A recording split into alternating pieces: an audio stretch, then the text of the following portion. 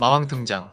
오늘은 주술회전에 나오는 후식으로 토우지가 정의로운 주인공이었다면 어땠을지에 대한 가상 시나리오 일부예요. 이 영상에는 치명적인 스포일러와 개인적인 견해가 있으니 그 점을 명심하시길 바랍니다. 大丈夫ですか? 그럼 시작해볼까요? 주술회전에서 고조 사토루의 고등학교 시절 에피소드인 회옥 옥절 편이 빌런이자 후식으로 메구미의 아빠인 후식으로 토우지.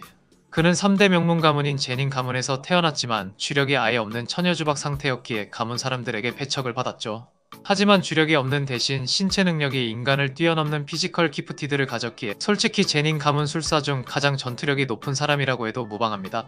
그 당시 최강이라고 불리우던 게토와 고조의 방어를 뚫고 리코를 암살하며 고조와 게토 둘 다 발라버렸던 압도적 임팩트를 보여줬는데 하필이면 이후 등장한 게 각성한 고조였기에 패배에 죽고 말았죠. 하지만 시부야 사변에서 깜짝 등장해 개간지를 보여주고 하차한 토우지. 압도적인 피지컬뿐만 아니라 다양한 무기술 거기에 치밀한 전략까지 가진 토우지죠. 그런 토우지가 주술계를 바꿔놓기 위해 투쟁하는 정의로운 주인공이었다면 재밌을 것 같아 만들어봅니다. 이 시나리오는 마왕님이 지 멋대로 쓰는 거라 작품의 설정이 이딴 거 고려하지 않을 수 있으니 설정 오류인데요.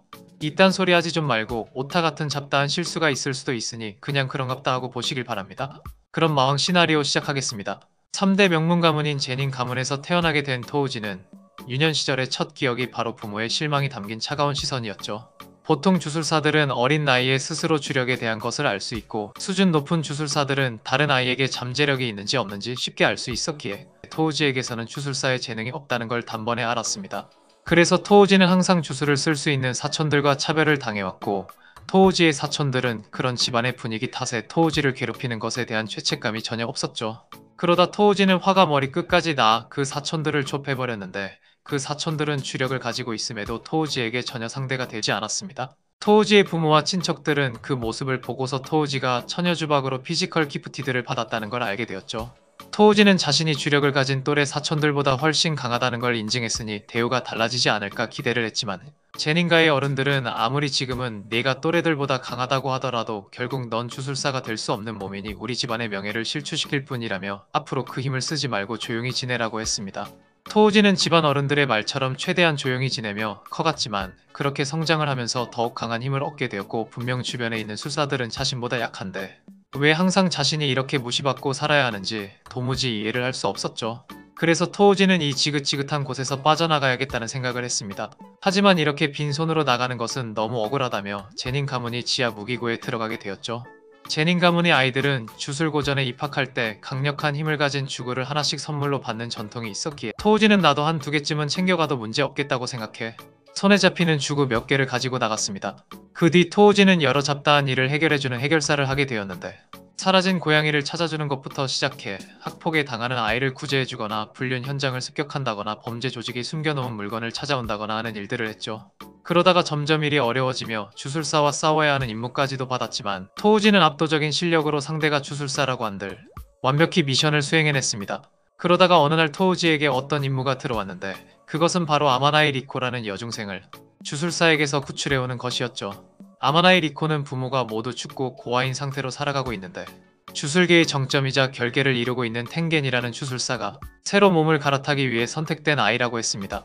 그 텐겐이 계속해서 결계를 유지하는 이상 주령들은 끊임없이 나타나며 그 주령들을 퇴치할 수 있는 주술사들의 힘과 권력이 더 강해질 수밖에 없다고 했죠. 토우지는 나는 주술사 녀석들이 어찌 되었건 그런 건 관심이 없고 그냥 죄 없는 여자아이가 제물로 바쳐져야 한다는 사실 그 자체가 열받는다며 별 고민 없이 임무를 수락하게 되었습니다. 그렇게 임무를 위해 조사를 하던 중 여러가지 정보를 듣게 되었는데 이 임무는 토우지에게만 온 것이 아니었고 주술사들이 장악한 이 세계를 붕괴시키고 싶어하는 반성교 집단에서도 리코를 노리고 있다는 걸 알게 되었죠. 다만 그 반성교에서는 여차하면 리코를 죽여 동화하지 못하도록 하는 방법을 쓰려고 여러 주조사들을 보냈는데 주술고전에 다니는 게토 스구루와 고조 사토루라는 학생들에게 번번이 막혀버렸다고 들었습니다. 토우지는 고조 사토루라는 이름을 듣자마자 어린 시절의 안 좋은 기억들이 떠올랐죠. 고조 사토루는 3대 명문 가문인 고조가에서 태어난 천재. 하필이면 제닌 가문에서 태어난 토우지와 태어난 날짜와 나이가 똑같았기에 어린 시절부터 제닌 가의 어른들은 고조 가문에서는 몇백 년 만에 나올 천재가 태어났는데 우리 가문에서는 주력이 없는 실패작이 나왔다며 한탄했었습니다. 토우지는 그 유명한 고조 사토루를 상대해야 할 수도 있다는 것에 두근두근 거렸고 고조가 쓰는 무아한에 대한 대비책을 철저하게 세우기 시작했죠. 한편 고조와 게토는 그동안 아마나이 리코를 노리던 킬러들을 모두 해치운 뒤 주술고전으로 데리고 오게 되었는데 리코가 텐겐과 동화해야 할 날짜가 아직 많이 남아있었지만 고조는 계속 이 아이를 데리고 다니기 귀찮다면서 어차피 동화될 거 빠르게 홍성궁에 넣어버리자는 생각이었습니다. 주술고전 안은 텐겐의 결계가 작동을 하니 외부의 주술사들은 쉽게 들어올 수 없었기에 주술고전 안에 들어간 그들은 안심하고 임무가 끝났다며 리코에게 착별을 고했죠. 그런데 그 순간 고조의 뒤쪽에서 토우지가 튀어나와 폭부를 찔렀습니다. 토우지는 주력이 없는 상태라 주술사가 만들어 놓은 결계를 자유자재로 드나들 수 있었고 그것은 아무리 최고의 결계를 만들 수 있는 텐겐의 결계라고 해도 마찬가지였습니다. 토우지는 일부러 주술고전 안에 숨어 고조를 기다리고 있었고 고조라고 한들 무한을 상시로 유지할 수는 없기에 분명 주술고전 안에 들어오게 되면 방심을 할 것이라고 계산을 했습니다. 그런데 토우지는 분명 고조의 급소를 찔렀다고 생각을 했는데 고조는 주력을 이용해 장기의 위치를 살짝 이동시켜 치명상을 피해버렸고 토우지는 주력으로 그런 것도 가능하다는 것에 확실히 지금껏 상대했던 술사와는 다르다는 걸 알았죠. 그때 옆에 있던 게토가 주령 조수를 시전해 토우지를 공격했는데 토우지는 곧바로 자신이 가지고 있던 죽으로 그 주령들을 갈기갈기 베어버렸습니다. 게토는 분명 저 자는 주력이 없는 일반인인데 어떻게 내 주령들이 보이는 거냐고 당황했죠. 토우지는 주력이 없기에 주령이 보이지 않아야 하는 것이 맞지만 다른 인간에 비해 오감이 월등히 뛰어나 주력의 흐름을 본능적으로 읽을 수가 있었고 그래서 지금껏 주술사들을 상대로도 이길 수 있었습니다. 고조는 게토에게 여기는 내게 맡기고 너는 그 여자를 처리하라고 말했는데 고조는 자신에게 처음으로 상처를 입힌 상대가 나왔다는 것에 자존심이 상했기에 반드시 자신의 손으로 토우지를 박살내버리려고 했던 거였죠. 게토는 지금껏 항상 까불거리던 고조가 진지한 모습을 보인다는 것에 그가 엄청 열받았다는 걸 알았고 저 정체 모를 남자는 이제 뒤졌다고 생각을 하며 리코를 홍성궁 쪽으로 데려갔습니다. 고조는 곧바로 아오를 시전해 토우지를 공격했는데 토우지는 빠른 스피드로 고조의 공격을 전부 다 피해버렸고 나무가 많은 곳으로 들어가 기척을 감췄죠. 고조는 주력이 하나도 느껴지지 않는 토우지를 찾을 수가 없었고 이렇게 된 이상 주변을 전부 초토화시켜 스스로 나오게 만들기 위해 마구잡이로 공격을 했습니다. 그런데 그때 토우지는 벌레처럼 생긴 주령들을 풀어놓았고 그 주령들은 주력에 이끌려 이동하는 특징이 있었기에 모두 고조의 곁으로 이동을 했죠. 고조는 그 주령들 때문에 시야가 가려졌고 이 틈에 토우지가 기습을 해올지도 모른다는 생각에 긴장을 하며 방어 자세를 갖췄습니다. 그런데 게토가 리코를 데리고 갔던 쪽으로 인기척이 여러 개 났고 고조는 토우지가 자신이 아닌 게토 쪽으로 갔다는 확신이 생겨 그곳으로 따라가려고 움직였죠. 하지만 그 순간 뒤쪽에서 토우지가 튀어나와 술식을 해제시키는 특급 주구 천영모를 이용해 고조의 목을 뚫어버린 뒤 몸을 갈기갈기 베어버렸습니다. 토우지는 일부러 고조가 착각하게끔 커다란 돌멩이 몇 개를 주워 게토가 간 쪽으로 던졌고 그 돌들이 마치 토우지가 그쪽으로 이동하는 듯 시간차로 떨어지게 했던 거였죠. 토우지는 죽어가는 고조를 보며 최강이 천재라고 하더니 생각보다 별거 아니었다며 이게 천재로 살아와 오만했던 너와 쓰레기 취급받고 살아 무엇이든 완벽하게 준비해야 했던 나와의 차이라고 했습니다. 한편 리코는 게토를 따라 홍성궁으로 들어가게 되었는데 리코는 게토에게 이제 조금만 더 가면 된다고 텐겐과 동화될 수 있는 영광을 얻을 수 있다는 말을 들었죠. 리코는 그의 눈물을 흘리며 자신은 사실 이대로 생을 끝내고 싶지 않다고 나는 평범하게 살고 싶을 뿐인데 왜 주술사들을 위해 죽어야 하는 거냐며 도망치려고 했습니다. 게토는 그의 가볍게 주령을 꺼내 그런 리코를 붙잡았고 내가 주력을 가지고 태어나 주술사가 된 것과 그리고 네가 텐겐의 동화체로 선택받은 것은 이것들은 모두 운명이라고 하는 것이며 결코 바꿀 수가 없는 거라고 했죠. 그런데 그때 자신의 운명을 거부하는 것이 운명일 수도 있지 않을까라는 말이 들려오며 리코를 묶은 주령들이 전부 다 베어져 버렸습니다. 게토는 토우지가 이곳까지 왔다는 것에 고조가 설마 패배했다는 건가라며 깜짝 놀랐고 토우지는 주술사라는 놈들이 이런 식으로 주술의 명맥을 유지해왔다는 것 자체가 부끄럽지 않느냐고 물었죠. 게토는 대의를 지키기 위해서라면 소수의 희생은 불가피한 것이라며 공격을 마구 날렸는데 토우지는 우선 리코를 품에 안고 빠르게 피한 뒤 게토와 멀리 떨어진 곳에 놓아뒀습니다.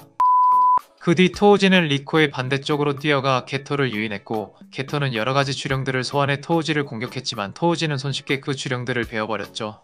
게토는 자신 또래에서 고조 말고는 자신을 이길 수 있는 상대가 없을 거라고 생각했는데 갑자기 처음 보는 주력도 없는 남자가 이런 실력을 지니고 있다는 것에 당황했고 토우지는 그런 게토의 허점을 노려 죽지 않을 만큼의 치명상을 입혀 쓰러뜨렸습니다. 주령 조수를 사용하는 술사를 죽였을 때는 그 안에 흡수해 놓았던 주령들이 모두 빠져나올 수 있기에 위험을 감수할 필요가 없었고 지금의 임무는 리코를 무사히 빼내는 것이었기에 리코를 데리고 무사히 홍성궁을 빠져나오게 되었죠. 리코는 토우지에게 정말 감사하다고 말했고 토우지는 일단 구해주기는 했는데 이 여자를 어떻게 해야 할지 몰랐습니다. 그때 리코는 이왕 구해준 김에 아저씨가 저를 책임지고 지켜주시면 안 되겠느냐고 물었고 토우지는 일단 나는 생긴 건 이래도 고등학생 나이로 너에게 아저씨라고 들을 정도는 아니라고 했죠. 그렇게 토우지는 며칠간 리코를 데리고 텐겐의 동화 예정일이 지나가길 기다리기로 했는데 리코는 자신이 그동안 해보고 싶었던 것을 말했고 토우지는 어쩔 수 없이 리코를 데리고 유원지에 가서 구경을 시켜주는 등 일종의 데이트를 하게 되었습니다. 그렇게 텐겐의 동화 마지막 날이 다가왔고 토우지는 오늘만 지나면 앞으로 너를 노릴 주술사들은 없을 테니 자유롭게 살 수 있다고 했죠. 하지만 리코는 자신을 구해줬던 토우지에게 호감이 생겼고 이왕 이렇게 된 거 앞으로도 당신과 함께 지내고 싶다고 했습니다.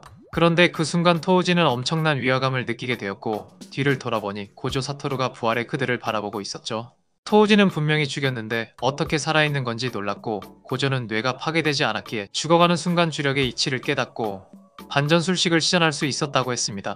토우지는 곧바로 고조에게 뛰어들어 공격을 했는데 각성을 한 고조는 이미 사실상 최강의 술사가 되어버렸고 그동안 계속 실패해왔던 기술인 아카를 시전해 토우지를 날려버렸죠.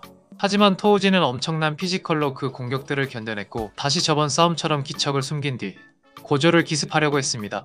하지만 이번에는 저번과 상황이 달랐던 게 바로 주변에 리코가 있다는 건 고조는 토우지가 보이지 않자 곧바로 리코를 향해 아카를 썼고 토우지는 자신도 모르게 리코를 지키기 위해서 뛰어들었다가 그 공격에 맞고 말았죠. 고조는 저번에 내 녀석이 썼던 방법 그대로 돌려준 거라며 아카에 맞고 움직임이 둔해진 토우지를 향해 무라사키를 시전해 썼습니다.